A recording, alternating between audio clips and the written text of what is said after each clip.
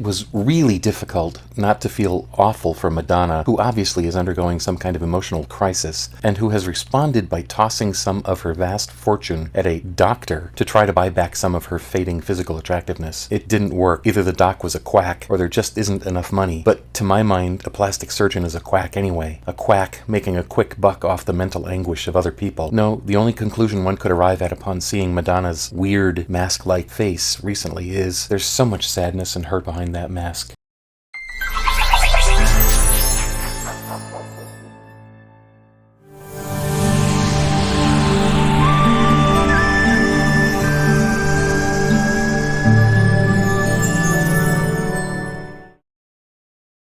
I don't know if you've been paying attention to pop culture recently. I typically don't.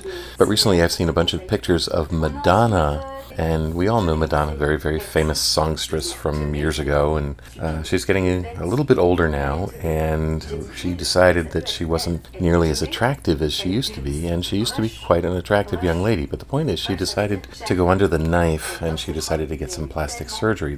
You can decide for yourself whether or not the plastic surgery worked, but the point is that she now looks almost grotesque. It's almost as if she had a mask on in some of her recent public appearances.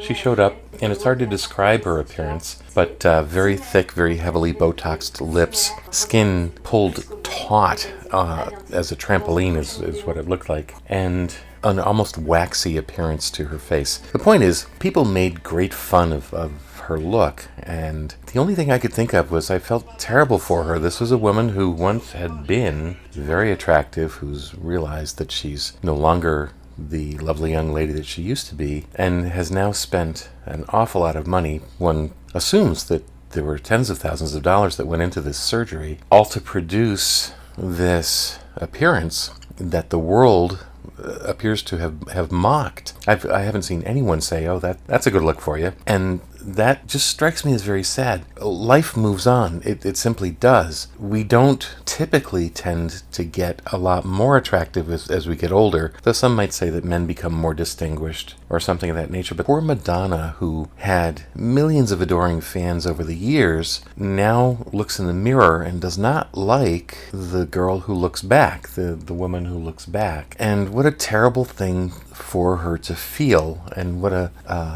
blow to an ego that has been massaged for decades by these millions of adoring fans. Well, presumably there are no longer the millions of adoring fans, because the millions of adoring fans are now the same age as she is, and are also a little bit older. Quite a few are probably a good deal worse for wear, as in the Western world we have this trend for obesity going on. And so the point is, she's getting so much less attention, and so much of the attention that she is getting is so much less positive than it used to be. And that's just sad. I feel I shouldn't feel sad for her. She's very, very wealthy. She's going to spend all her days in unimaginable opulence, unimaginable for most people. But you can't change what goes on inside you. Your external circumstances may be as opulent and wealthy as can possibly be produced on the planet, but you cannot, as they say, you cannot buy happiness. And it turns out you can't apparently buy physical attractiveness either. And for someone who had spent so much of her life, she's, I believe, about 60 years old now, she certainly had spent the first 40 years, maybe 45 years, being an extremely attractive woman.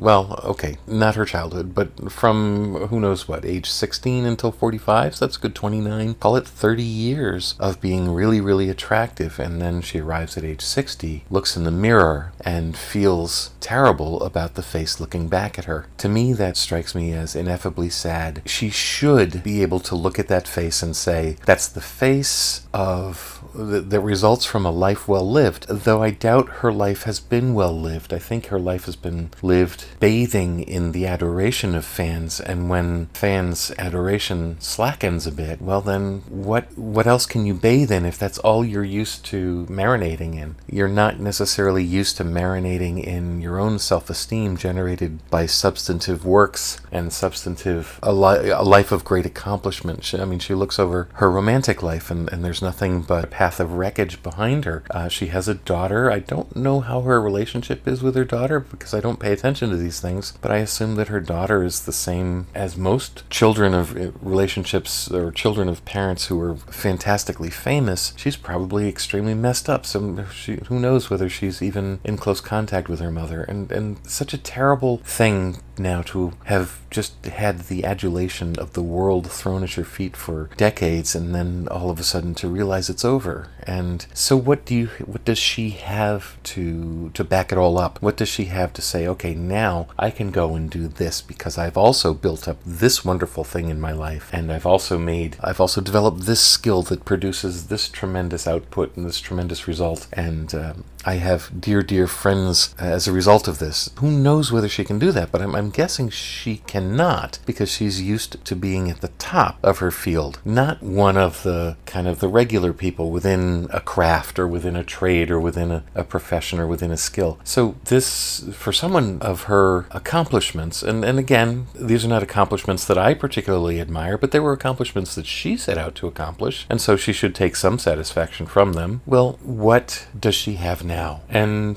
the face that looks out at the world today seems to indicate that she did not really have a lot to fall back on once the tools that contributed to her success, her voice and her looks, started to fade. She's 60 years old, so I assume that, and she's a singer, so I assume that she can't sing as she used to, and she certainly doesn't look as she used to, and part of how she became as famous as she is based on her looks. As I say, I've said several times, she was a very beautiful young woman, and that has helped her skyrocket to a very high level of fame and notoriety. And of course, she was able to hold a tune and put together, this clever song or that clever song. And I think she was able to do some acting roles, but good heavens, anyone can act now. If it doesn't work out, you do another take until it finally works. So all of those things now are probably gone for her. And what does she have left? The face that looks out at the world today seems to indicate that she has nothing but a life of emptiness left. And that's just so sad. She is another human being. In the final reckoning, she's a human being just like you and me, and a human being with tens of millions of dollars who feels as though she has nothing of substance to look at in her life. I just find that very sad. I feel very sad for her. That's all for now. I don't know how much more I can muse on this without